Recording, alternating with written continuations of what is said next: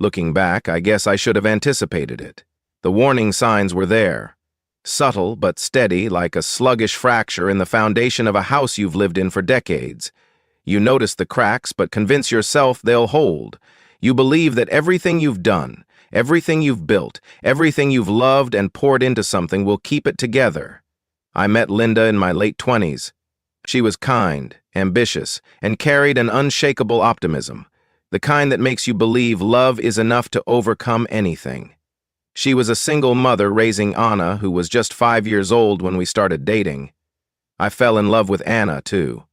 A little girl with enormous brown eyes and a gap-toothed smile, who clung to her mother's hand as if the world might swallow her whole if she let go. Her biological father, Eric, was a ghost, never truly present. He would appear just long enough to make grand promises. "We'll go to Disney next summer.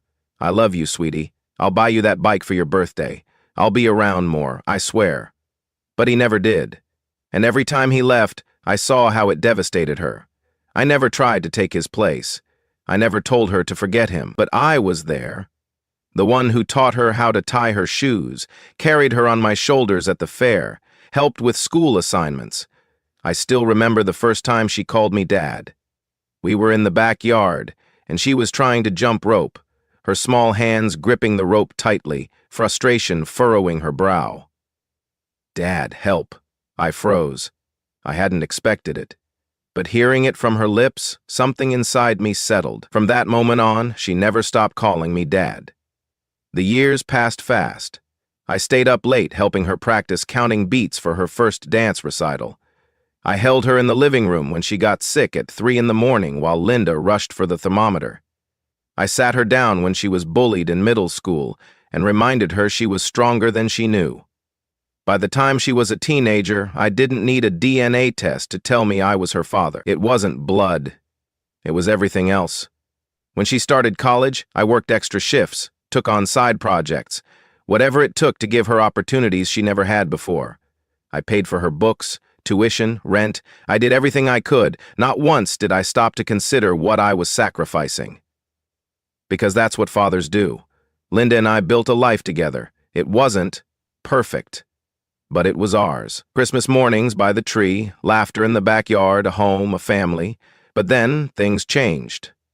Little things at first. Linda became distant, less affectionate. I'd catch her staring at her phone late at night, quickly turning it off when I walked in. I convinced myself she was just stressed. And Anna, she started pulling away too. She still called me Dad, but something in her voice had changed. It sounded forced, like she was saying it out of habit. And then, everything unraveled.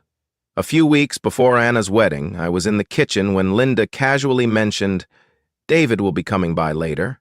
I frowned. "Who's David?" She smiled, too quickly. "Oh, he's a friend of Anna's. He's been helping with the wedding." I let it go. I was too busy working extra hours, making sure the wedding was perfect, too busy being a husband, being a father, too busy to notice I was being replaced. The wedding invitation arrived a few days later. I smiled as I opened it, expecting to see my name as the one who would give Anna away. Instead, it read, "Anna will be escorted down the aisle by David." The air left my lungs. I went to Linda, holding the invitation in my shaking hands. "What is this?" Linda barely looked up. "Oh, honey, Anna decided she wanted David to walk her down the aisle. He's been really supportive throughout this process." I blinked. Supportive? I've been here for 20 years.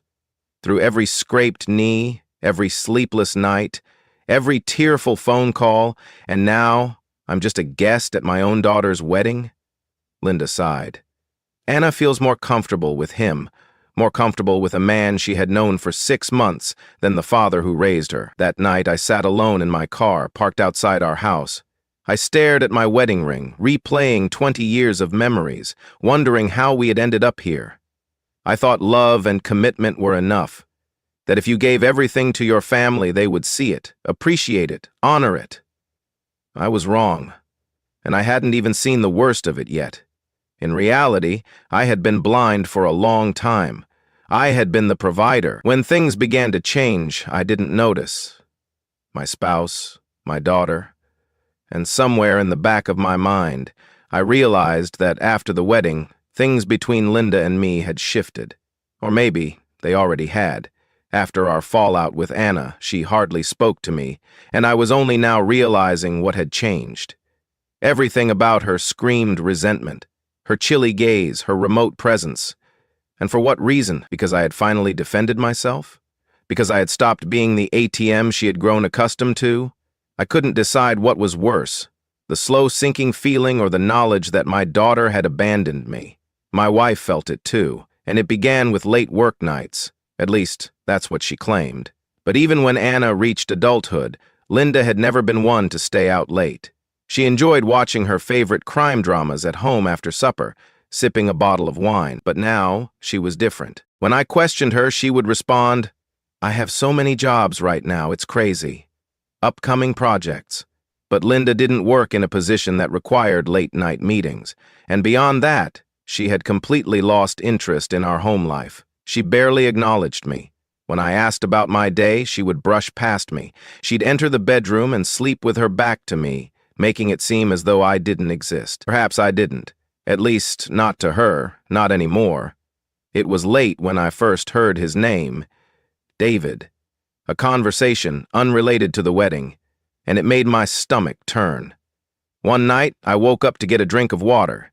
As I walked past the living room, I heard Linda on the phone. "I don't believe it. He suspects something," she whispered. I froze. She laughed, sweetly, softly, just as she used to. "It's been a long time coming, to be honest. I just need to figure out how to properly tell him." I stayed. I kept listening, and that was all I needed to hear. I moved away before she could see me. David. The same David who had assisted with wedding preparations. The same David who had excluded me from the ceremony.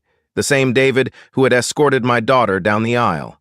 That night, I said nothing. The following morning, nothing. I needed evidence. Because when a man comes to terms with reality, he doesn't just assume, he confirms. So, I watched. I paid attention.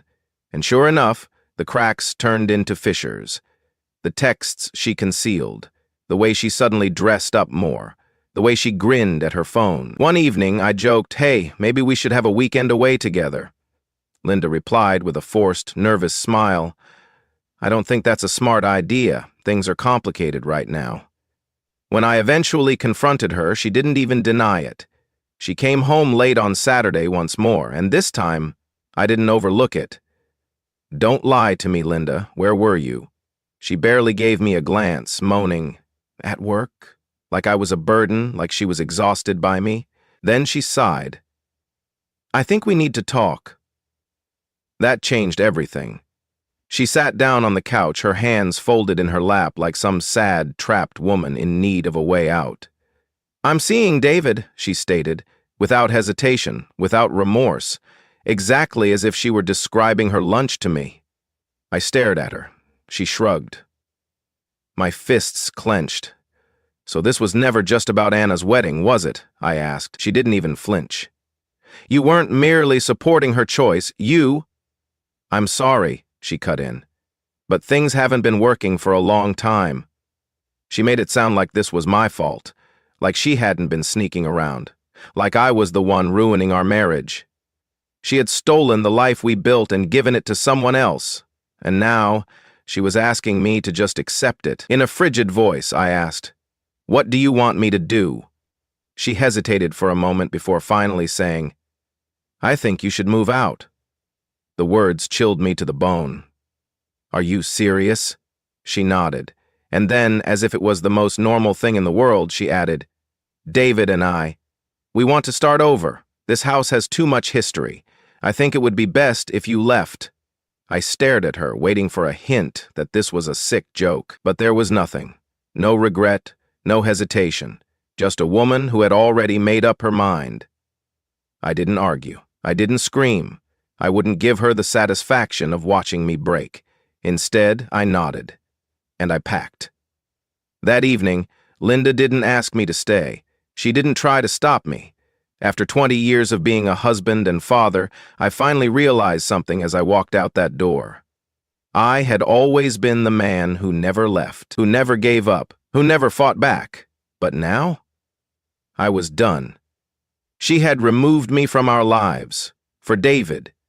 And for the first time in a long time, I chose myself. Leaving the house I built, the family I dedicated my life to, it should have broken me. But it didn't. Because I wasn't leaving a home, I was leaving a lie.